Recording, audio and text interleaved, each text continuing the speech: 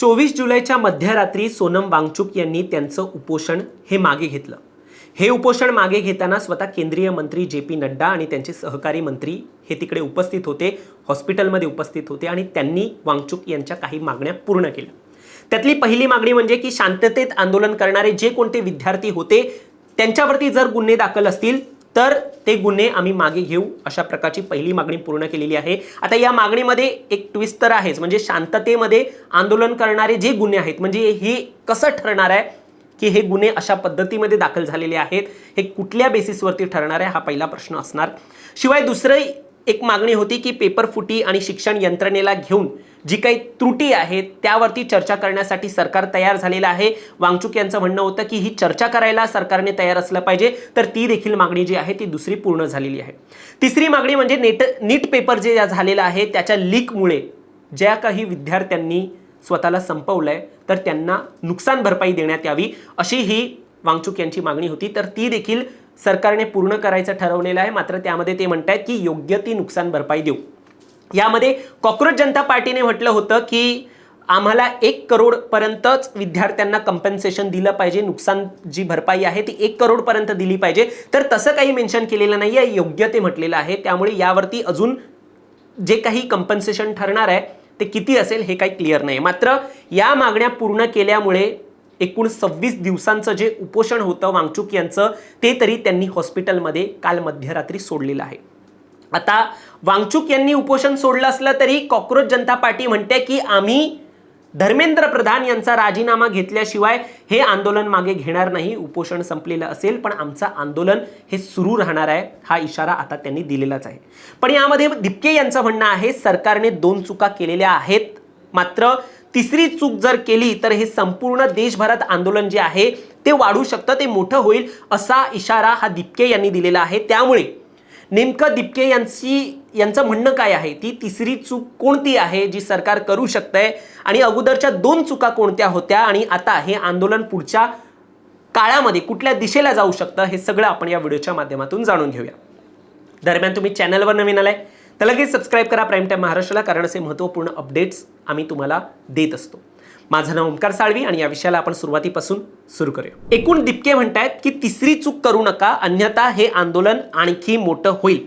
आता यामध्ये पहिली चूक कोणती, तर ज्याप्रमाणे वांगचुक यांना ताब्यात घेतलं, म्हणजे ते पांढरी चादर ही कशी त्यांच्या भोवती फिरवली गेली, त्यानंतर त्यांना कसं हॉस्पिटलमध्ये दाखल करण्यात आलं आणि त्यानंतर त्यांना कसं डिटेंड करण्यात आलं त्या हॉस्पिटलमध्ये, त्या मजल्यावरती कुणालाही जायला अलाउड नव्हतं, त्यांच्याशी संपूर्ण संपर्क जो आहे तो तोडण्यात आला होता। ज्याप्रमाणे त्यांना एकूण हे आंदोलन स्थळावरून हटवलंय त्यानंतर ही सरकारची पहिली चूक होती, असं दिपके यांचं म्हणणं आहे। त्यानंतर दुसरी चूक, ज्याप्रमाणे मार्च होणार होता 20 जुलैला त्यामध्ये विद्यार्थ्यांना ज्याप्रमाणे त्यांच्यावरती लाठीचार्ज झालेला आहे, कुणाची डोकं फुटली आहेत, महिलांना देखील त्यांचे कपडे फाडले गेले, अशा प्रकारचं वक्तव्य हे दिपके करतायत। आणि ज्याप्रमाणे महिलांवरती हा लाठीचार्ज झाला, त्यांना मारलं गेलं आणि हा आंदोलन दाबण्याचा एक प्रयत्न जो आहे तो एक प्रकारे असा जो झालेला आहे, ती सरकारची दुसरी चूक होती, असं दिपके यांचं म्हणणं आहे। आता एकूण या आंदोलनाकडे लक्ष दिलं गेलं नाही सरकारकडून एवढे 20 दिवस 21 दिवस, ती गोष्ट जी आहे ती वेगळी या चुकांमधली। तर अशा प्रकारे 2 चुका ज्या आहेत ते दिपके यांनी सांगितल्या आणि आता त्यांचं म्हणणं आहे की तिसरी चूक ही त्यांना वाटते CJPचे आंदोलन जे आयोजित करणारे टीम आहे त्याला अटक होऊ शकते, त्यांना त्या संपूर्ण टीमला अटक होऊ शकते, असा दावा दिपके यांनी केलेला आहे। ते काय म्हणतात, तर आज रात्री कॉक्रोच जनता पार्टीच्या टीमला अटक होऊ शकते, सरकारने ही चूक करू नये अन्यथा आंदोलन मोठं होईल, म्हणजे आज रात्री त्यांना अटक होऊ शकते, अशा प्रकारचा दावा हा दिपके यांनी केलेला आहे। बघायला झालं तर याआधी देखील दिपके यांनी महत्त्वपूर्ण काही आरोप जे आहेत ते केले होते, दावे केले होते। म्हणजे जेव्हा दिपके हे अमेरिकेवरून येणार होते विमानतळावरती तेव्हा अगोदरच सगळीकडे व्हायरल झालं होतं की दिपके यांना विमानतळावरतीच अटक केलं जाऊ शकतं सरकारकडून, पण तसं काही झालं नाही। दिपके हे आले, ते विमानतळावरती उतरले, त्यांनी दिल्लीमध्ये आंदोलन देखील केलं आणि त्यानंतर तेव्हा काही अटक झालं नाही। मात्र आता हा दिपकेंचा अजून एक अटकेवरून एक खास वेगळा आरोप आहे। आता वांगचुक यांचं आंदोलन आणि उपोषण हे संपलेलं आहे। ज्या चेहऱ्यावरती ही जनता जमली तो चेहरा एकूण आता माघार घेतो या संपूर्ण प्रकरणावरून, आंदोलनावरून, म्हणजे त्यांच्या मागण्या पूर्ण झाल्यात म्हणून त्या जे प्रोटेस्ट जे आहे ते उपोषण जे आहे ते मागे घेत आहेत. आणि एकूण यामध्ये प्रत्येकाचं म्हणणं होतं की वांगचुक यांनी त्यांचं उपोषण मागे घेतलं पाहिजे, कारण की त्यांच्यासारखा एक व्यक्ती जो आहे, जो समाजसुधारक आहे, हा देशामध्ये राहिला पाहिजे, जगला पाहिजे, ही या भूमिकेमुळे त्यांचं उपोषण मागे घेण्यात आलेलं आहे. आणि त्यासाठी CGPचं देखील काहीच म्हणणं नाही आहे. ते म्हणतात की त्यांनी उपोषण मागे घेतलेलं आहे, तर घेतलं पाहिजे होतं आणि बरं झालं घेतलं, पण आमचं जे आंदोलन आहे ते धर्मेंद्र प्रधान यांचा राजीनाम्याशिवाय आम्ही मागे घेणार नाही, ही त्यांची भूमिका आहे. आणि CGPसाठी आता प्रधान यांचा राजीनामाच हा महत्त्वाचा आहे, त्याशिवाय ते माघार घेणार नाही असं त्यांचं म्हणणं आहे.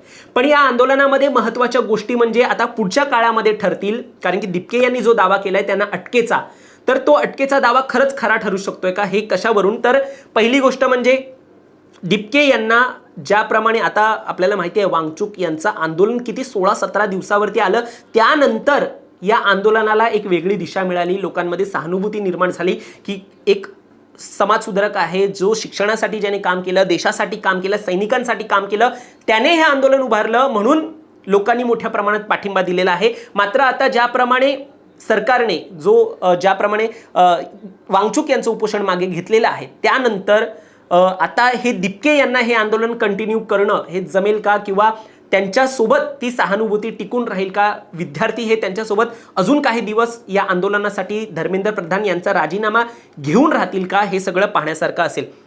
एकूण या अगोदर देखील देशविघातक मुवमेंट घडली किंवा घडवण्याचा प्रयत्न झाला तर या आंदोलनाला एकूण गालबोट लागू शकतोय. कसे प्रयत्न अगोदर सरकारकडून करण्यात आले असा जो आरोप झाला CGPचा की बघा कसं ट्रक आणलं गेलं, दगड भरून ट्रक आणून गेलं, सोबतच फुटलेल्या गाड्या या तिकडे ठेवण्यात आल्या, हे जे आरोप झाले म्हणजे एकूण या आंदोलनाला देशविघातक आंदोलन आहे हे ठपका लावण्याचा प्रयत्न झाला. तर अशा प्रकारचे आरोप अगोदर झालेले आहेत. मग तसा काही डाव खेळून यामध्ये CGPला अटक करण्याचा प्रयत्न होईल का, अशी देखील भीती ही CGP कडून व्यक्त केली जाते.